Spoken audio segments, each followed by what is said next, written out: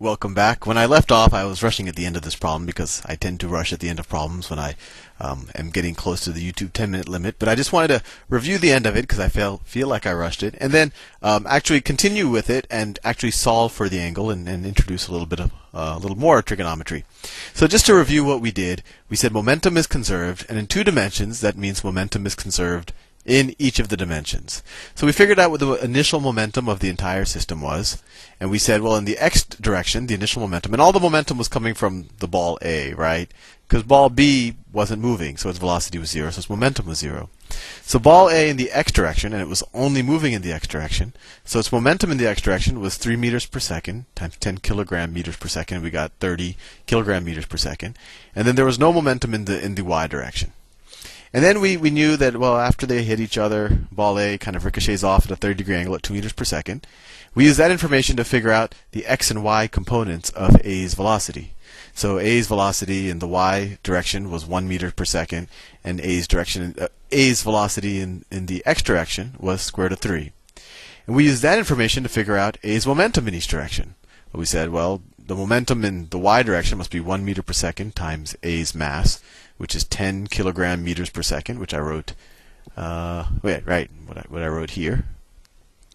And then we figured out A's momentum in the b direction, and we said, well, that's just going to be square root of 3 times 10, and that's 10 square root of 3. And then we used that information to solve for b's momentum, because we said, well, b's momentum plus A's momentum in the x direction has to add up to 30, right? This was the x direction before. And we knew that b's momentum plus A's momentum in the y direction had to add up to 0, right?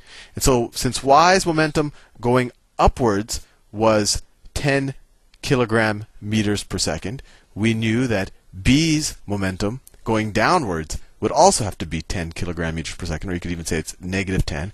And we figured that out based on the fact that b had half the mass, that its velocity going down was 2 meters per second. And similarly, we knew that A's momentum in the x direction, plus, which was 10 square roots of 3 kilogram meters per second, plus b's momentum in the x direction is equal to 30. And then we just subtracted out and we got b's momentum in the x direction, and then we divided by b's mass to get its velocity, which we got as 2.54. So that's where I left off, and we were rushing, and already this gives you a sense of what b is doing, although it's broken up into the x and y direction. Now, if we wanted to simplify this, if we wanted to kind of write b's new velocity the same way that the problem gave us A's velocity, right? They told us A's velocity was 2 meters per second at an angle of 30 degrees. We now have to use this information to figure out b's velocity and the angle of it. And how do we do that? Well, this is just straight up trigonometry at this point, or really just straight up geometry. So if we, let me clear all of this, and let's remember these two numbers, 2.54 and minus 2. So b, we learned that in the x direction, its velocity, this is all for b, is equal to 2.54 meters per second. And in the y direction, it was moving down. We could write this as minus 2. We could write this as minus 2, but I'll just write this as 2 meters per second, downwards, down. Right, same thing. Minus 2 up is the same thing as 2 meters per second down. And so the resulting vector is going to look something like this. When you add two vectors, you just put the one end at the beginning of the other, put them front to end, like we did here, and then you add them together, and this is the resulting vector. And I think you're used to that at this point. And now we have to figure out this angle and this side. Well, this side is easy because this is a right angle, so we use Pythagorean theorem. So this is going to be the square root of 2.54 squared plus 2 squared. And what's 2.54 squared? 2.54 times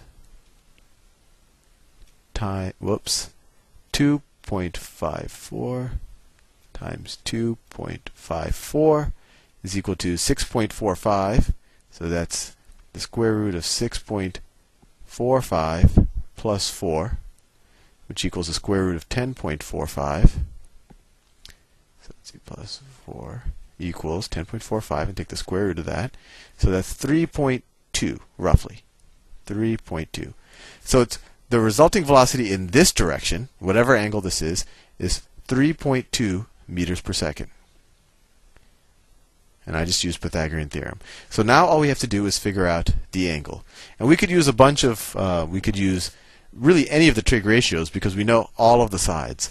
So I don't know, let's use one that you feel comfortable with. Well, I don't know, let's use sine. So sine of theta is equal to what? So katoa. Sine is opposite over hypotenuse. So the opposite side is the y direction, so that's 2 over the hypotenuse, 3.2. So 2 divided by 3.2 is equal to 0.625, which equals 0.625. So sine of theta is equals 0.625, and maybe you're not familiar with arcsine yet, because I don't think I actually have covered it yet in the trig modules, but although I will eventually. So we know it's just the inverse function of sine. So if sine of theta is equal to 0.625, then we know that theta is equal to the arcsine of 0.625. This is essentially saying, when you say arcsine, this is tell me the angle whose sine is this number. That's what arcsine is. And we can take out Google, because it actually happens that Google has a, let's see, Google actually, it's an automatic calculator, so you could type in arcsine on Google of 0.625, although I think the answer they give you will be in radians. So I'll take that answer, that'll be in radians, and I want to convert to degrees, so I multiply it times 180 over pi. That's just how I convert from radians to degrees. And let's see what I get. So Google, you see, Google says 38.68 degrees. They multiplied the whole thing times 180 and then divided by pi, but that should be the same thing. So so roughly 38.7 degrees is theta. Hope you understand that. You could pause it here if you don't, but let me just write that down. So it's 38 degrees. 38.7. So theta is equal to 38.7 degrees. So then we're done. We figured out that ball B gets hit.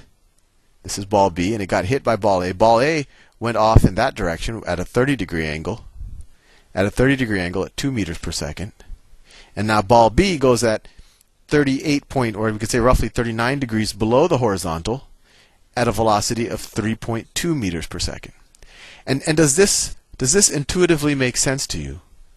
Well, if you remember the problem from before, and I know I erased everything, ball A had a mass of 10 kilograms, while ball B had a mass of 5 kilograms.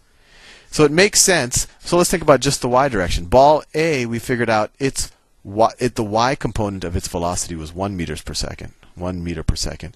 And ball B's y component is 2 meters per second downwards. And does that make sense? Well, sure. Because their momentums have to add up to 0. There was no y component of the momentum before they hit each other. And in order for B to have the same momentum going downwards in the y direction as A going upwards, its velocity has to be essentially double because its mass is half. And a similar logic, although the cosine doesn't work out exactly like that, but a similar logic would mean that its overall velocity is going to be faster than than A's velocity. And so, what was I just saying? Oh yeah. Okay, my phone was ringing and I got caught. My brain starts to malfunction. But anyway, I was saying. So just intuitively, it makes sense. B has a smaller mass than A, so it makes sense that B will be going faster, and that it gets deflected a little bit more as well. And the reason why it seems like it gets deflected more is because its y component is more. But anyway, that last piece is just to kind of hopefully give you a sense of what's happening, and I will see you in the next video.